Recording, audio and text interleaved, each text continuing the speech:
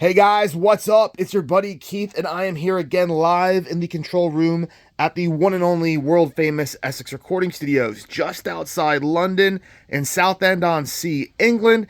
And I've got the earliest, rarest, absolute earliest ESP electric guitar I've ever been able to find, guys. If you've seen an earlier one, I want to know about it because the serial number on this is crazy low. It has the very early first year headstock logo, and it looks to be original, guys, totally original.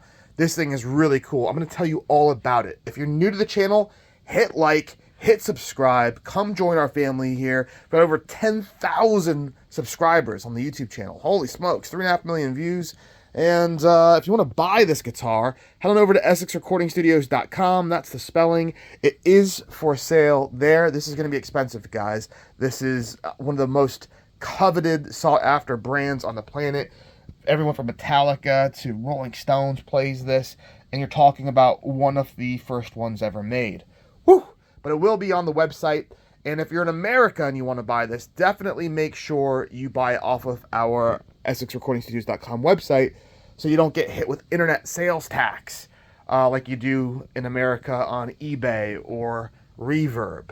But this will also be for sale on eBay and Reverb, so you can find it there if you prefer to buy it there. All right, let's chat about what this is. So ESP stands for Electric Sound Products, if you didn't know that. And if you look at the logo, you'll actually see the E has a speaker cone in it. See that right in the middle? That's a speaker cone. And the company started out like a lot of the companies in the 70s that became famous in the 80s, started out making parts for guitars. Replacement parts for really the two brands that kind of existed and dominated, Gibson and Fender. And the parts were so good, bodies, necks, tuners, everything, pickups, bridges. The parts were so good that a lot of people were starting to say, hey guys, can you make complete guitars? Like what you see right here. And so, yes, you saw it with Charvel did it and became Jackson. You've got ESP did it. And, if you've been following the brand pretty much straight off the bat, they got monster endorsements. Metallica was an early adopter. Ronnie Wood from Rolling Stones, George Lynch. I mean, there's a lot of people. Slayer. You've got Slash played an ESP Telecaster. There's a lot of people that became fans of this brand in the 80s, and this is a very first year model with this early headstock logo, the series logo, that only existed for about a year.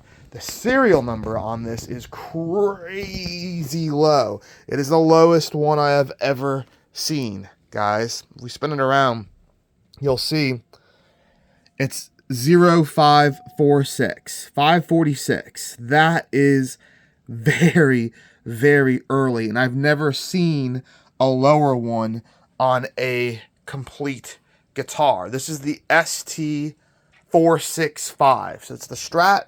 They had two different Strats. They had, I think it's like the 454 and the 465. And the difference was this is the better of the two. This came with a rosewood fretboard. And then the finish options were a little nicer where you could get gold hardware. You could get a 3-tone sunburst instead of a 2-tone. But that's the difference. Beautiful, beautiful piece of rosewood on this guitar.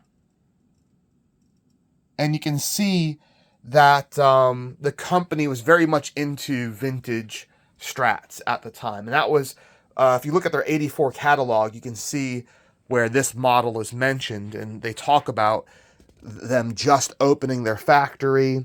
They had 3 factories at the time. One was just for software to create and control a lot of the tools they use to manufacture parts. Another one was their wood factory, and then another one was their metal factory and pickup factory. And you can see, like, serious piece of wood here. Look at this neck. Lots of figuring down it. No skunk stripe. This is a one-piece maple neck. like what you would see on a pre-CBS era Fender. And one of the things they mention about in their catalog is that they buy and sell vintage guitars. So we think of 60s, 50s and 60s Fenders and Gibsons as being super crazy expensive today, but they were actually very, very expensive back then, 40 years ago as well. And this company dealt with them. They actually bought and sold vintage guitars, and when they came up with their own model, they wanted to have theirs be nicer and better, but for normal people money. And so you can see you've got vintage style tuners. You've got the one-piece maple neck. You've got the 4-bolt neck plate with the stamped serial number. Lots of features that you find in the most expensive Fender Stratocasters from the golden era. You've got the vintage style bridge with the 6 Phillips head screws and input jack as well. Lots of, this is an ESP Strat. And interesting, the headstock shape. This is called, it's got a couple names. I call it the fish hook, because I think it looks a little bit like a fish hook. It's also called the New York headstock, the New York style. But I didn't know this. I was looking through the catalogs. The earliest actual ESPs have this shape headstock. Then, after a couple years, they went and copied the Fender style headstock, and then that didn't last very long before they started getting angry letters in the mail from Fender, and then they reverted back to this shape. The ones that have the Fender style headstock say 400 series on it. But the very, very first year has this shape. And you can see it has the vintage Fender style string tree, the tuning post. I want to show you these tuners because we're going to do another video on this guitar, which is very, very interesting because it has a lower serial number. But it also has 00372 stamped serial number. And it has also a very, very interesting input jack, which is like the 81 to, 1981, 1982 Dan Smith era style front-loading jack, and it is stamped ESP. It's got a replacement tremolo on it, but you can see it's got original matching brass like mounting studs down there. We're going to talk about this one in another video, and we'll do a video about I've got 3 super, super early ESP Strats and 1 super early ESP bass. We'll do that in another video, but I just want to concentrate on this one because this one it's the full package, it's original, it's the correct natural finish. That was an option. I think, going from memory, you had black, you had red, they had salmon pink, you had natural, and you had 3-tone sunburst for the ST465. And then you had a few less options for the ST454. The inlays look to be real mother of pearl, which is quite nice. If I just get the lighting down here. Yep, looks like real mother of pearl to me. If we focus and take that lighting down. And as far as the case goes, I don't know what cases came with these. I looked in the catalog. There's no pictures of cases. It might have been a case at that time, no pun intended, that dealers sourced their own cases, or that they just have them manufactured in small batches. It looks to be a case of that era with this kind of interior. Very generic style that you saw lots of different companies using with the white piping on each end. And certainly the patina on the finish seems to match that on the guitar. But if there are any experts on early ESP cases, I did do a video on early Jackson cases all the way up to present day. And that video has been a lot of help for a lot of people. But I don't have really any good info on ESP cases. But again, it makes sense that this would be original, because this is the style that Fender would do in the 60s with the compartment just like this. And yeah, it definitely looks, kind of follows the whole vintage Fender motif that ESP was very much about at this time. As far as the pickguard goes, it looks white to me. It doesn't look like the mint green that you would see on like 60s, that hint of mint green, but I could be wrong. The pickup covers seem to have naturally aged. They could have been that color from the very beginning. I don't know. But let's have a little look at our volume and tone knobs. I don't see any indication that anything on this has been replaced. The wear, the patina, the oxidization on the bridge, all of the screws all seem to match. The back cover as well.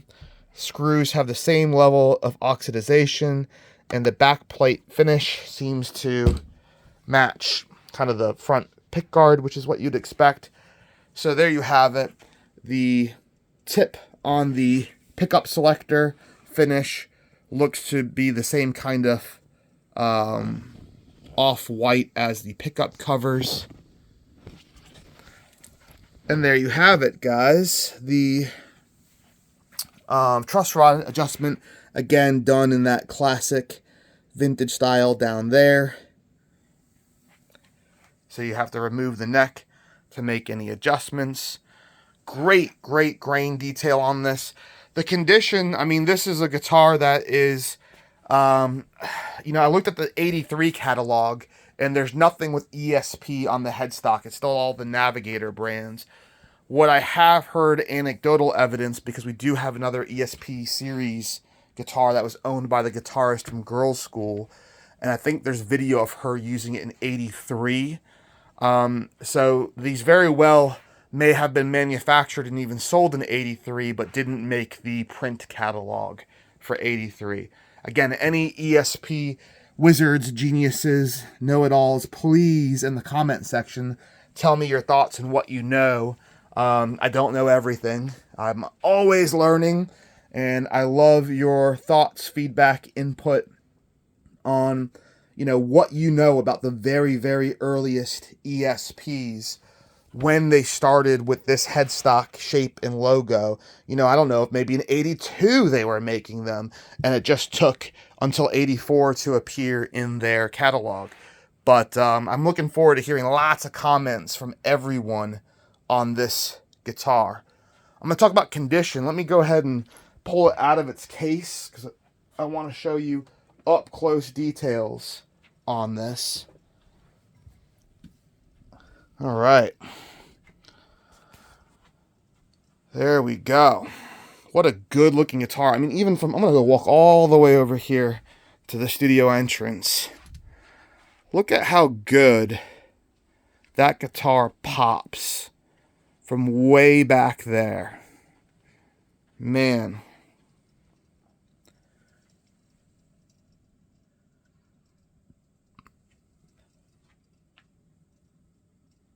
Go ahead and flip it around here.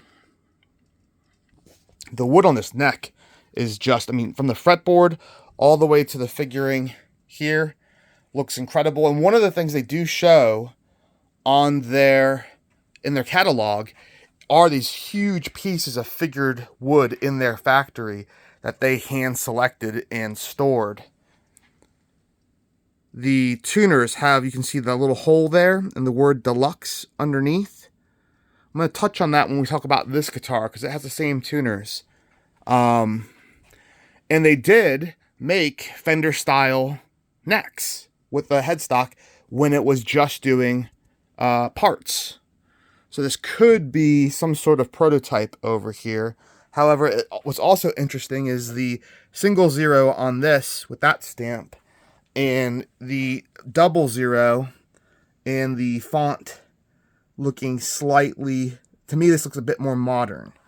So really going to look forward to the comments when we get to this guitar in the next video. But back to this super early one. Just doing a full condition video so you know exactly what it looks like. I got this from a guy who worked at a mega architecture firm in central London.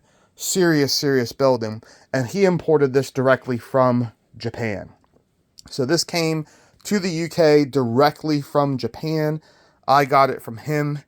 And the one thing it doesn't have is it doesn't have the original tremolo bar. I think we've got generic Fender style one we can supply, but it didn't have that when he got it.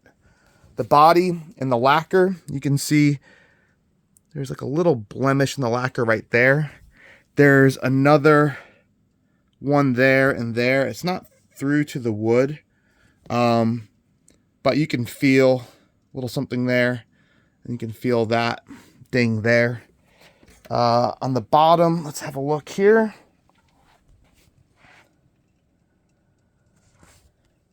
A little ding right there. And another one right there. But the beautiful thing about a natural finish guitar is they're very forgiving because you've got all of this busy grain going on. And any blemishes in the lacquer really doesn't get seen.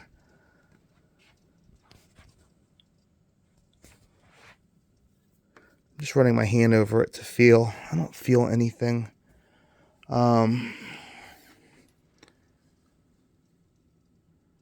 Headstock is, there you go.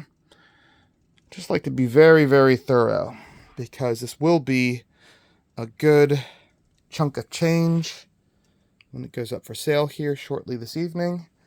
And I just don't want anyone to have any surprises. All right, guys. Well, that is ESP number 0546. And I would guess this is the 546th ESP ever made. It is the lowest serial number, single zero. This one's a 00, and I believe this is some sort of prototype or pre like ESP model headstock example on this one. But yeah, so I'm fairly confident as far as the actual ESP brand goes, not a parts company, not prototype. This is the earliest one I've ever seen. I think it's the earliest one for sale in the world. And given on how huge this brand is, how influential it is, how big it continues to be, I think getting one from the first year, first headstock, first very rare logo, guys, in this condition, in this spec, I think there's tremendous value behind that, and absolutely an investment grade instrument. Metallica is the biggest rock band in the world today. I mean, they $1 billion tour. There's no other rock bands in the world pulling in $1 billion on tour. So it's not really debatable. Might not be your favorite band, but they are commercially, financially, the biggest one. And their following is so huge and continues to grow with new generations, and both guitarists are ESP artists. I mean, they are easily the people that have made this brand so successful, so famous. And the fact that they're still making records, still going to tour, still making new fans of the music, new fans of the ESP brand. This is definitely the type of guitar I'd be putting my money behind to save, invest in, and keep it in very nice condition like you see it for another 10 years. And I think you'll see early ESP Strats pulling in the type of money that we're seeing on early Fender Strats, for sure. That's my prediction, guys. All right, I'm out of here. Thank you so much for hanging out. Head on over to the website, EssexRecordingStudios.com. The link's going to be in the description on the YouTube video. Yes, it will go up on Reverb and eBay as well. Get in touch anytime, guys. You can send me a DM on Instagram, on Facebook, any of that stuff. I'll always get back to you.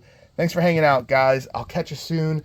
Next video, we're going to do this bad boy. I'll do this tomorrow. I got some dinner waiting for me. And I'm watching, I don't know if you guys have seen the show. It is so awesome. I just discovered it. It's called Taboo with Tom Hardy.